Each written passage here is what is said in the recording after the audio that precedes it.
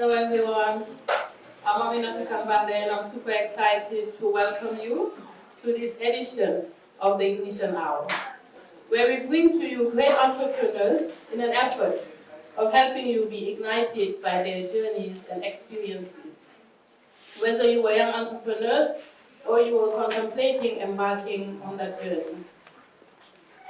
This game changer that is the Ignition Hour is brought to you by Craving for Development in collaboration with the 50/50 Group and ACAS, University of Sierra Leone, and is powered by Mitchcom, an internet provider that makes sure we have high-speed internet at the Ignition Hour series. That being said, I would like to invite all of us to project ourselves and imagine an Africa where the driving force of our youth will be courage, determination, and engagement. At the Ignition Hour, we are on a mission of making that happen, and we are just getting started. Because we have realized that our nations need great entrepreneurs and innovators who have what it takes to challenge the status quo.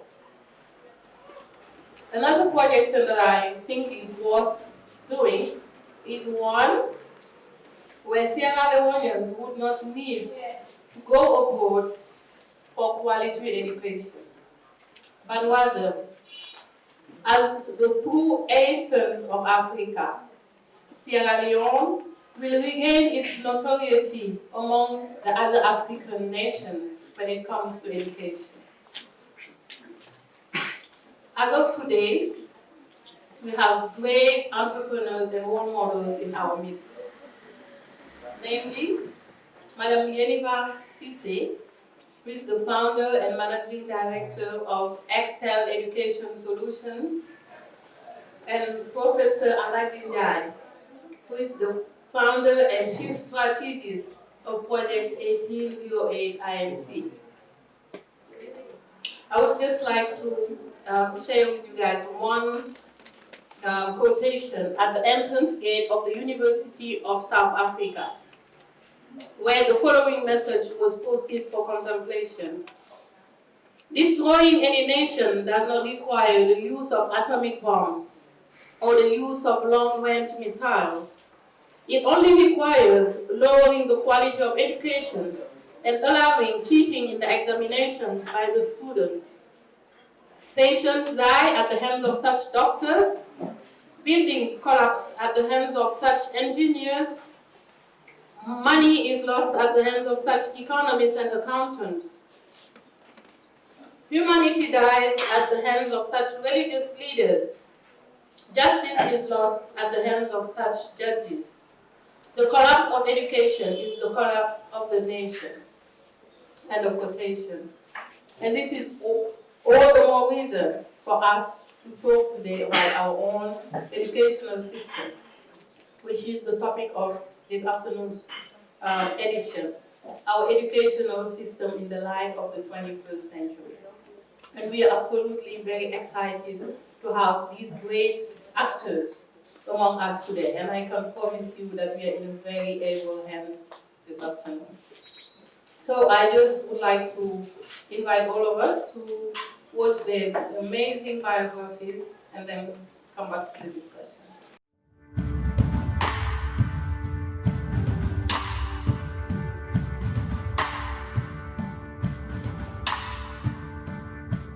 Yeniva Sisay is a value creator and change agent who is passionate about the development and transformation of Africa. In 2007, Yeniva relocated to her ancestral home, Sierra Leone, West Africa, with a vision to develop the next generation of Sierra Leonean leaders, innovators, and change makers. It was then that she founded Excel Education Solutions, a multi-service educational consultancy firm that provides services such as academic enrichment, soft skills development, facilitation, and training services. Over the last 2 decades, Yeniva has developed a diverse portfolio of skills and experience across private and public sectors in the United States and Africa. As an international educator, she is a master in instructional leadership, curriculum development, and education consulting, with an emphasis on building and developing human capital in the African context. She is a trained and qualified teacher, a mentor, and coach. She creates value on the continent, working in areas such as project management, business development, training and facilitation, brand communications, and event management. Yeniva brings her dreams to life and has given birth to a wide range of projects and events such as Play on Words, Poetry Showcase, the Madang Beach Festival, the Place Resort, Sierra Leone's first luxury resort, and Power Women 232, a professional women's network. She was also a featured speaker at TEDx Kingdom and a recipient of the Ulu Messon's National Women Award, Young Femme Leaders Award, Sister's Choice Award for Best Educationalist, and she was recently named one of the 100 most inspirational Sierra Leoneans, as well as named 100 women to watch in West Africa. Yeniva is focused on living her life's purpose of reaching people through their minds, their hearts, and souls. She lives by the mantra, "I teach to revive the heartbeat of a nation gone numb." Ladies and gentlemen, Yeniva Sisay.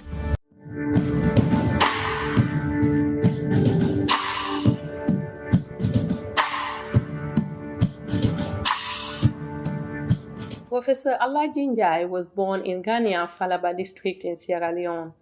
He is an internationally recognized and respected technical leader, thought leader, Pan-African scholar, and team leader in the areas of biomedical science, infectious disease, toxicology, immunology, environmental science, One Health, climate change, geography, sustainability, research, and development.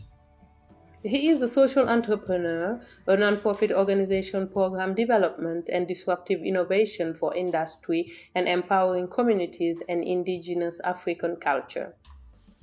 Since December 2014, he has led Ebola Control and Infectious Disease Emerging in Africa initiative in Sierra Leone that has resulted in the establishment of various international collaborative projects. At the University of Wisconsin-Madison, he has developed and led unique multidisciplinary global health field courses that bring students from US to partner with students of Sierra Leone for real-time interaction on workable models of community health. The university students in turn travel together to rural Kabbalah in Sierra Leone, where they impart their knowledge to over 400 primary and secondary school students in sustainability innovation camps. The sustainability innovation in Kabbalah has enhanced creativity, innovation, leadership, and curiosity among young students. Professor Njai is also the co-founder and chief strategist of Project 1808 INC, a Madison, Wisconsin-based U.S. Federal 501 non-profit organization and a UN Department of Public Information associated organization that is transforming lives, empowering youth and gender, and building capacity for community development in Sierra Leone through school-community-university partnership models.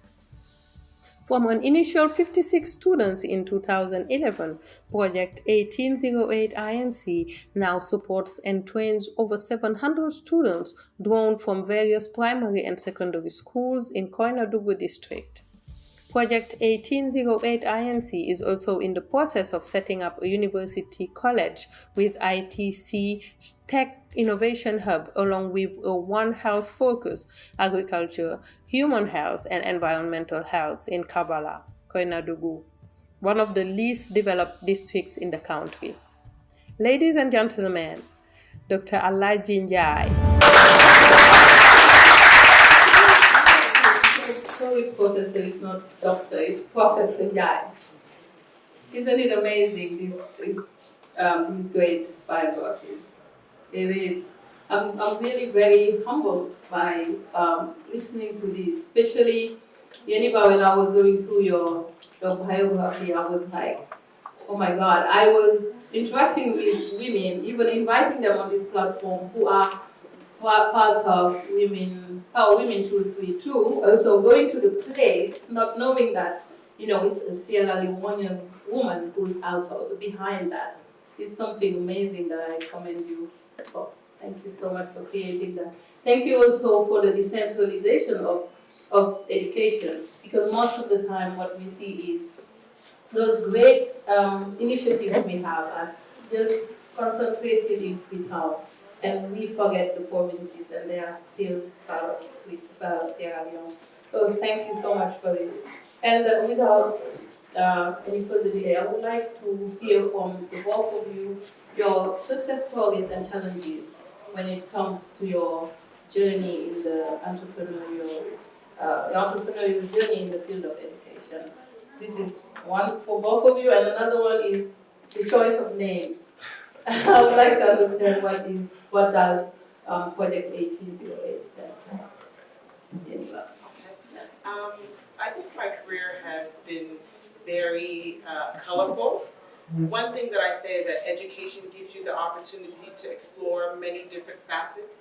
As Aminata talked about, I've been involved in a range of different projects, but education is at the heart of what I do. I started my education career as a teacher, and so I taught English in senior secondary schools, and that was very fun for 9 years. What I started to find out is that in the range of education, you don't just have to be a teacher. I quickly was able to rise to head of department at the age of 21, which was definitely something that was not people were used to seeing a young person really be able to rise in education. But as I continued to move up in my career and get many different training opportunities, I realized that age is nothing but a number, but you have to try to continue to excel. And excel has been something that has been a theme in my life, the way that I teach my young people and the way that I follow myself in my career and things that I would really want to do. Moving to Sierra Leone as a social entrepreneur in the time, 2007, people really did not know what social entrepreneurship was. How could you mix a social good but also be profit making? But how can you use the profit to go ahead and invest back in the social good that you do? So it was a very new and novice idea at the time. It was difficult. People didn't get it. A lot of times in terms of the way that we look at education, we look at our development actors to come and tell us what is great for us, where I was giving more of a homegrown solution to education in Sierra Leone, really being able to address young Sierra Leoneans at their heart, mind, and soul. So it was a different aspect at that time. Fast forward to 2020, you have innovation. We have a young and vibrant Minister of Education. Lots of things are changing in education now. And I'd like to say that I've been a part of that revolution to be able to change the face of what education in Sierra Leone looks like. A lot of the times we just see men, and we also see a lot of older people. But I think that we need to change the face of education. It needs to be female-led, but also be able to realize that young people can be in education. It's not just about teaching. There's a variety of ways that you can look at education. So I am a curriculum developer. I am a consultant. I do training and facilitation, but I also do teaching as well. So that's just like a short snippet of kind of what I do. And that's the success story part. Tell me how this is. Sure, the challenges. I think coming back to Sierra Leone, I was born in America. I never lived here. I never had a chance to actually live. I only came on holidays. So transitioning from American system of education, American system of life was definitely a difficult transition. But one thing that I say is that I made up my mind that I wanted to be here. I didn't want to be a part of the critiques. We can all be outside and critique our education system and say all the things that were wrong with Sierra Leone, but how do we come back and be a part of what's going to be right? And I think that that's what really made me motivated despite the challenges. I think funding is a real challenge as well when you're talking about entrepreneurship in general, but really education entrepreneurship, it was just not unheard of, especially when you're not just a proprietor of a traditional school. When we do an Excel education is we look at supplemental education outside the traditional classroom. So I think that thinking outside the box was one of the challenges, but it also has been one of the strengths as well. Thank you so much for that. Very inspiring also. Yes, Professor. Yeah, I think I probably share a lot of things with Yeniva. For me, I grew up in a village. I was born in Njai, which is almost 60 miles from Kampala. And growing up in the village where I spent my early primary years, primary 1 to 4, I actually hated school. I didn't like school.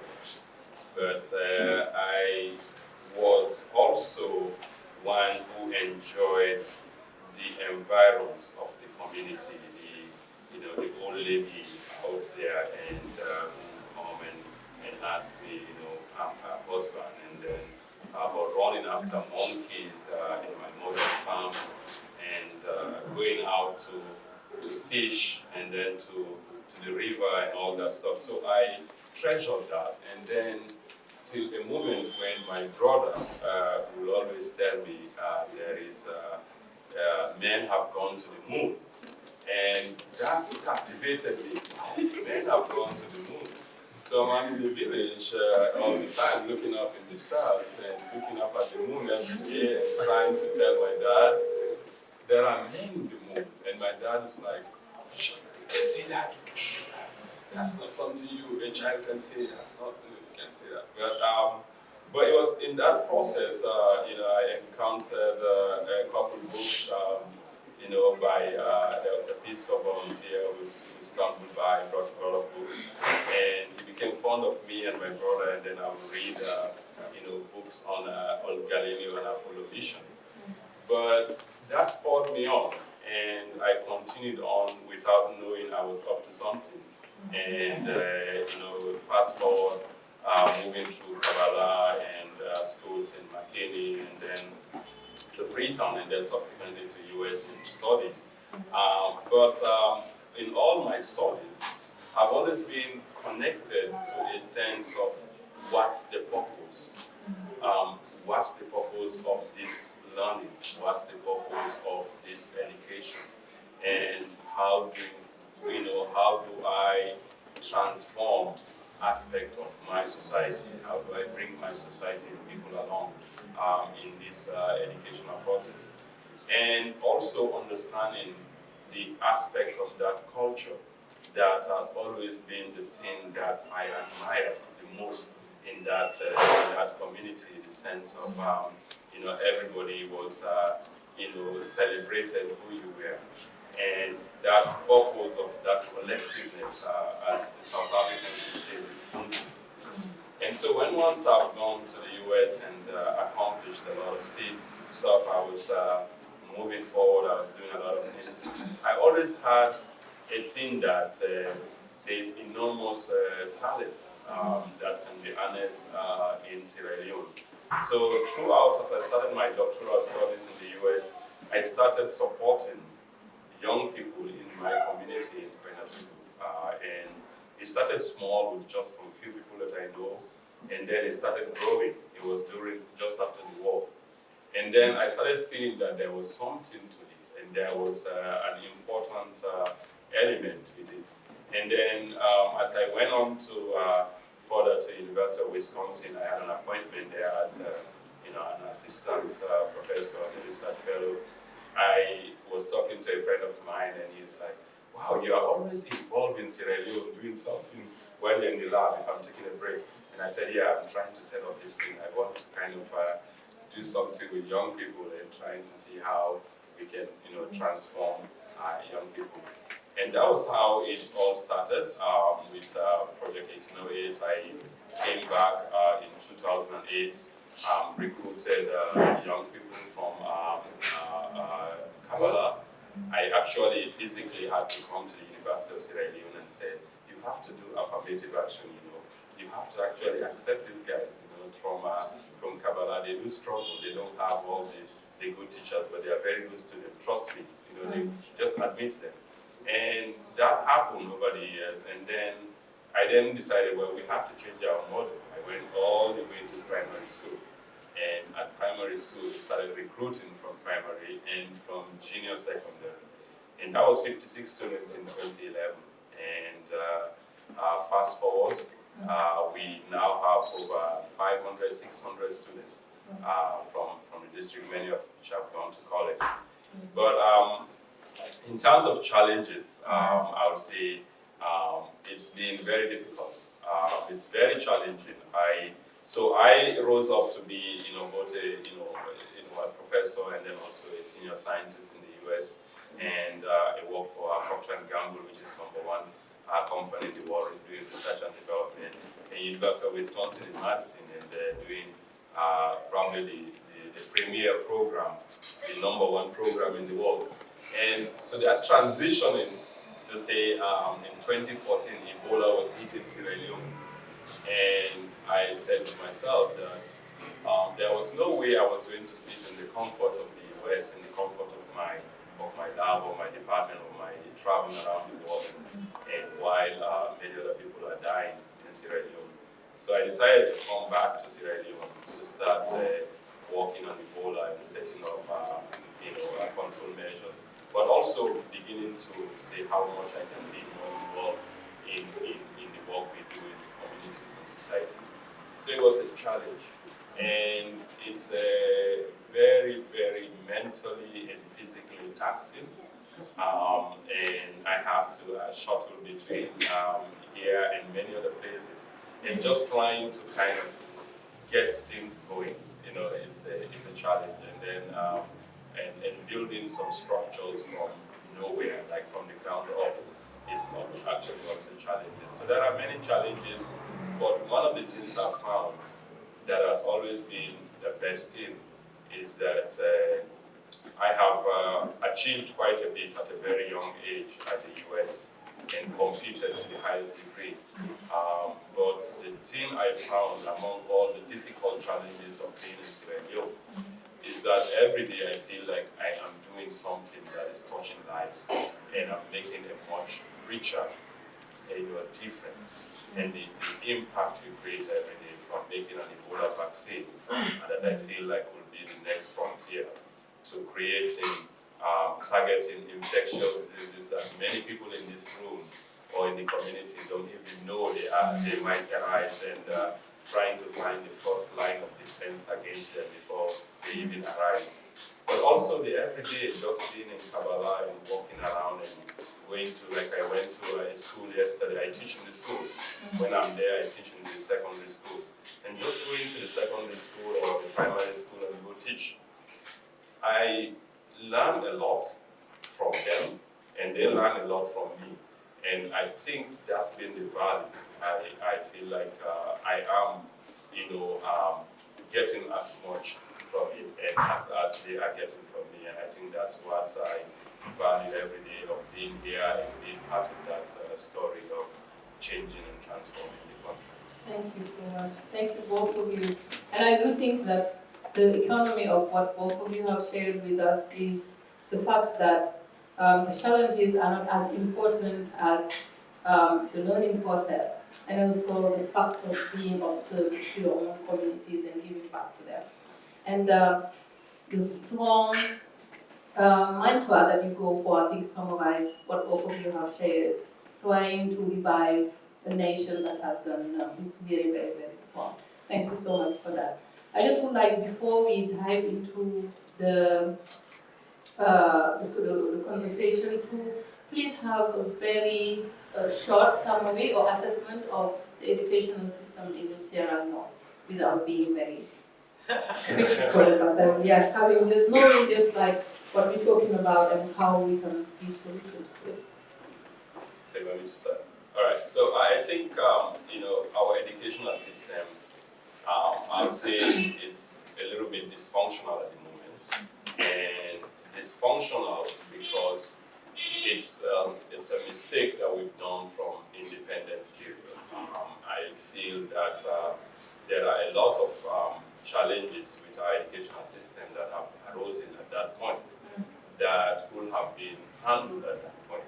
And over the years, what has happened is that the problems have crept, and then they have reached to this point where it's sometimes very difficult to have a quick fix to it. I think there is an aspect of what we call formal education system, the schooling, go to school, and the teaching and all the stuff that we've actually gotten from our colonial past, the Western education. But there is also the aspect of the informal, the traditional, or the African base or the cultural form of education.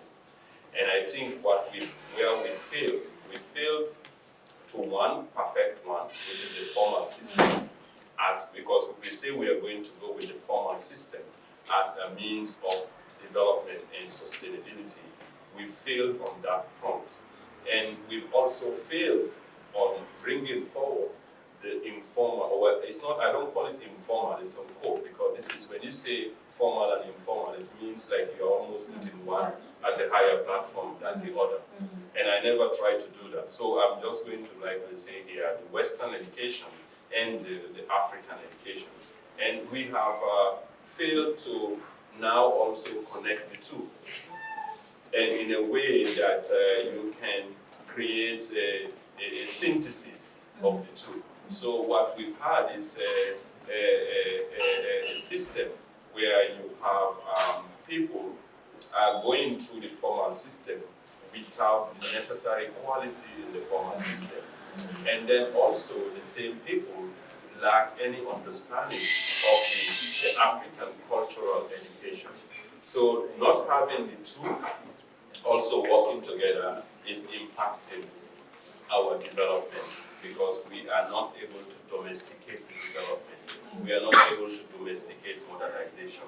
So the educational system in itself is not allowing us to be productive, because one, you cannot learn something out of your culture, right? You cannot get to be the best scientist in the world without knowing fundamental processes in your community and how you can affect, how you can intervene on those. So I think that there is a problem on the one that we've chosen to do, the formal system, and we can delve into that more, which is what many people know about when you say education.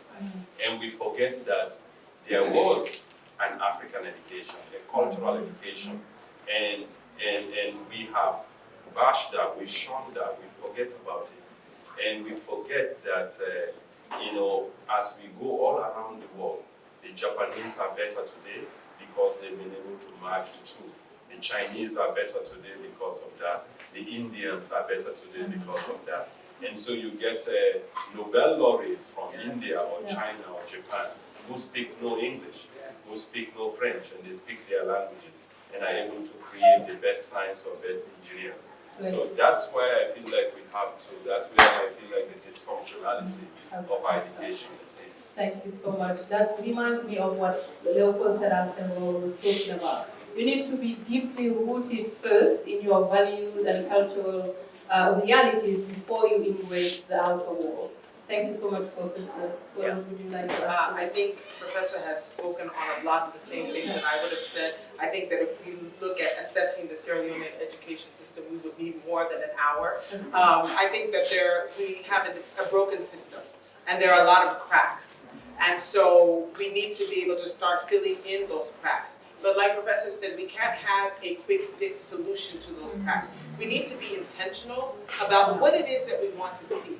We hear about attitudinal change and all of these different things, but what is the model of what we want a young Sierra Leonean who comes out of the education system to look like? What are the qualities? What are the knowledge, skills, and abilities that we want those young people to have when they come out of the education system? I think we need to look at backwards mapping, look from the end, and then now create a system that will actually be able to help nurture these young people that we want to come out into the society. That's great. Thank you so much for sharing that.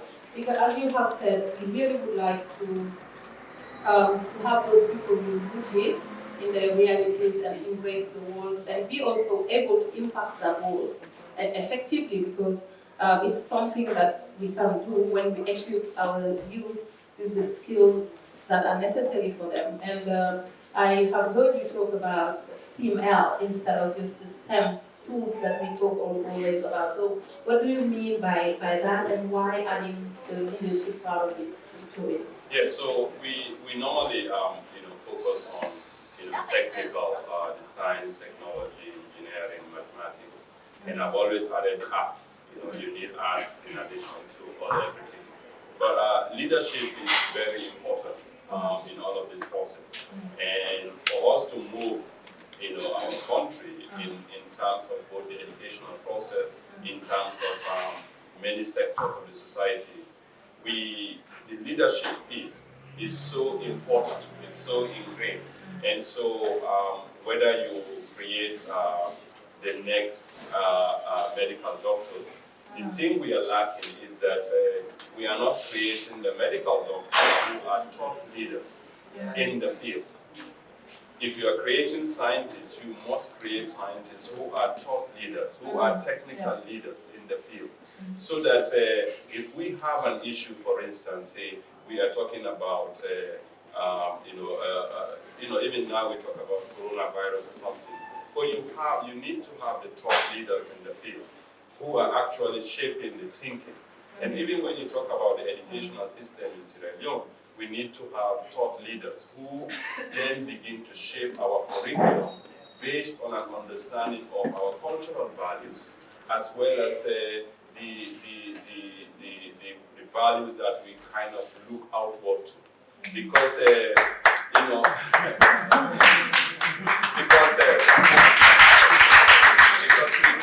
we have to be, we have to think about it. Like, when we talk to, if I talk to students in Sierra Leone, I go stand and teach biology, and I say Spirogyra, I'm talking about algae in class, and all day I'm talking about that. The young child who is in Sierra Leone doesn't relate very well to that word algae and Spirogyra. But if I tell the kid that this is not bolo bolo, he knows what is bolo bolo. He knows that. He can relate to it. He can feel it. Right? So when you bring it down to something people can feel, and that's where our top leaders have to play a role. Like we've always felt that sometimes because of the top leadership that we get from the West, the Western dominance in terms of our thinking, the Western dominance in terms of what is good and what is right becomes the norm. So educationally and culturally, we become very dependent culturally in our thinking, in our educational processes, such that even the vices, the things that are bad in those cultures, becomes a prestige for us. So we feel like, okay, we have to wear a coat and suit to look very intelligent, to look very smart, to look formal. I actually told the lecturer the other day that he was telling a student at FBC he needed a suit and tie to do a presentation. I said, no. I said, local content, he can have his shirt. He can have something. He doesn't have to wear a suit and tie because that doesn't necessarily mean they are smart.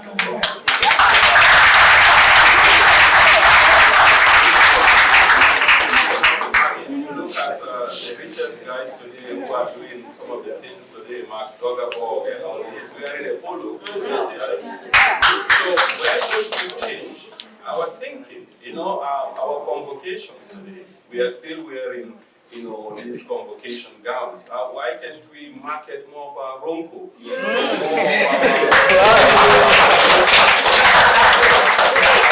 So we have ladies, we have roncos, we have our things that then becomes an economic boom, an economic thing. So we are not thinking within our educational frame because our educational frame is mostly dependent. And that's where we need the top leaders in our society. We are actually transforming our own way of thinking so that someone who is coming from America or Europe has something to learn from us, and we are not going to learn. It's as if I'm hearing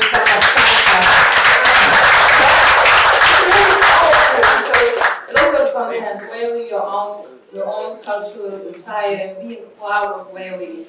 And yes, nothing nothing prevents us from, embracing the world, but then being proud of who you are. Because we have been taught that Africa is a tabula rasa. We don't have a civilization, but oh yes, we do have, and we are the ones who need to believe and know that we have. Thank you so much, Professor, for that. Yeniva, I would just like, if you want to add something to that, we would like it to go with the fact that having an existing, conducive environment for young people with the necessary resources that they need and all is very essential for continuous learning. But nowadays you hear people focus more on the education rather than the quality of the education and the environmental issue around it. So how can we, reshuffle the focus around those? I like what Professor Njai was saying in terms of thought leaders. And I heard a lot of people clap, but the thought leaders who are going to come from this audience, how are you leading thoughts in your own way? We clap about those things, but how are you actually applying yourself to become a thought leader? We hear people clapping when it comes to local content and being able to dress in a certain way, but how are you actually being a reflection of that yourself? We clap about it and then we go to our homes and then you move back into the same system that you've been moving into. I think African clothes have moved in fashion in such a long way that we can actually be so proud to wear the things that are produced by us. When people in the West are actually selling our items and repackaging them and using them for their own benefit and their own good. So how can we find not just the thought leaders, but the fashion designers, the textile producers, the tailors that are going to actually do these things, that the skills in which that we sometimes look down upon. In terms of creating a conducive environment, I think, yes, it's very important. But I also think that we also need to realize that even out of some of our dire environments, we have been able to produce some of the best skilled thought leaders in the world. So while the environment is very important, I think that we need to be able to find a balance. I think that there are, like we said before, there are many cracks in education. Funding is one of them. Making sure that kids and young girls have access to education and that finance is not a barrier is a huge barrier, but it's only one. And so if we want to be able to look at strengthening the education system in Sierra Leone, I think we need to go back to the foundation. You cannot build a house if you're starting from the top up. You actually need to be able to look at the foundation. And it's not just with one person or from a leadership perspective. It needs to be from a communal foundation where we talk to our elders, where we find out what was working. It's not about making sure that we stay in the dark ages. How can we use some of those lessons that we've had in our culture for a long time and apply it to what's going on in today's day and age? Thank you so much. It's so valid, and it talks to all of us, I think, because most of the time you relate to something, but then how to make it be your own behavior is where the issue is. So thinking of, okay, I have heard something today that's absolutely very essential and very important for me, but then how can I, because building something, making something become your behavior comes with small habits and small actions. So starting from the community, for those who were here, who were trained at the last career development course, what we were talking about was instead of giving people an assignment to put on paper, then go back to your community and start your leadership skills from there. What is the thing that is disturbing you at community level and that you would like to give solutions to, as you were saying? It's very nice to know that you relate to it, but then what are we going to put in place so that it becomes part of our living? Thank you so much, Yeniva, for that. Professor, I would like us to talk a bit more about the curriculum that you have mentioned. To me, it's very, very important for us to also teach those kids sense of responsibility, patriotism, civism at school level. Even though at home there is also responsibility that needs to be taken by parents. But then, is that not what should be the focus for policymakers, educationalists and stuff, instead of just curriculum, let's say academics, but then adding that sense of responsibility, patriotism, and civism. Yeah. I think I totally agree. I think civic education, patriotism, a sense of love and of your country, your love of your community, love of what you do, trying to be the best of yourself. I just gave my students at Probe College and students at the College of Medicine something totally out of what they do. I always ask them to write an essay for me about what it is that is preventing you from being the best of yourself. And what is it that is actually making you, or what is dragging you down? Because what I want to see is for them to be able to understand all these components of what is it that all the factors around them, the environment and everything else that is driving them down, but also understanding that what it is that they can do to become excellent.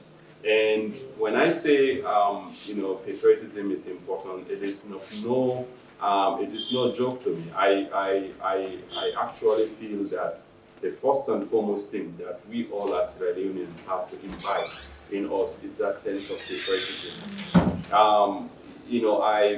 I've been driving up and down Probe College and for my classes, and I'm angry. And I actually told the Vice Chancellor I'm angry, and why? Because we all drive up this place. This is the citadel of learning. This is where we produce some of the highest intellectuals. And we drive up and down this place on a 1 mile stretch of road that is all potholes. And we say we are producing the next best engineers. We are producing the next best scientists. We are producing all these sort of things.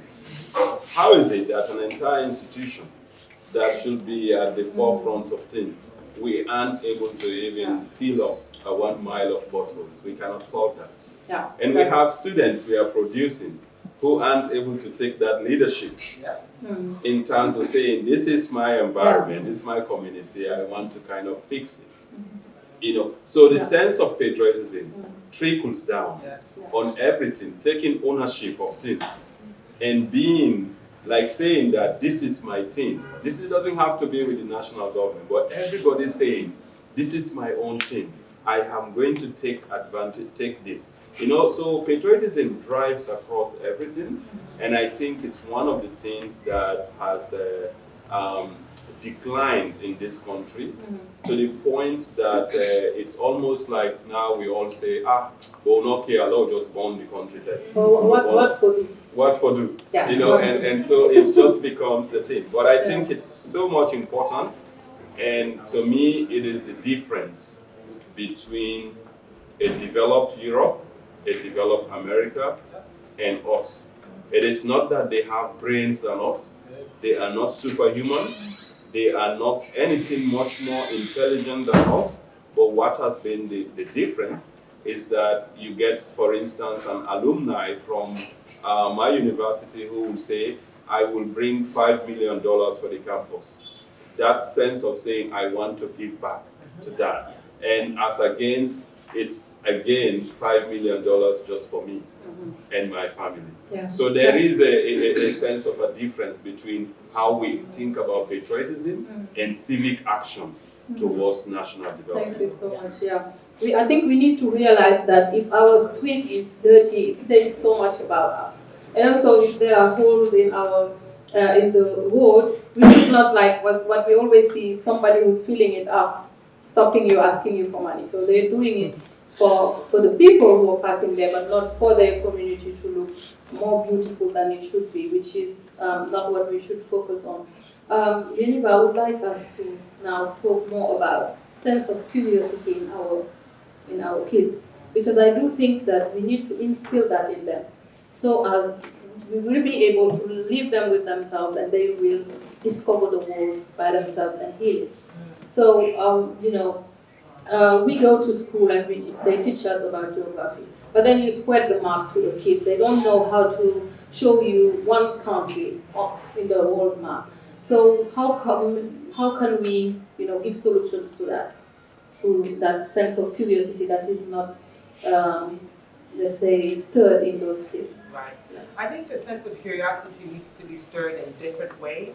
I think when young people see something that happens, like you said, in their community, for them to be curious about why this happened and what we can do about it. Not to just look at it as a problem and then just walk away from it. Civic engagement starts in the home. And for me at Excel Education, we always talk about critical thinking, but I always talk to the parents about, you know who is educating your student's brain, who's educating your student's heart. And so that's where character development, it's not just about civic education, but actual character development. Understanding what character development means, why you should care, why it matters, why all of those things are important for us to instill in our young people from a young age, so that we see the people who are servicing our nation actually care, actually have a foundation to care. When you go to a restaurant and the service staff is rude to you, that's not just coming from themselves, that's coming from character development, that's coming from a civic education.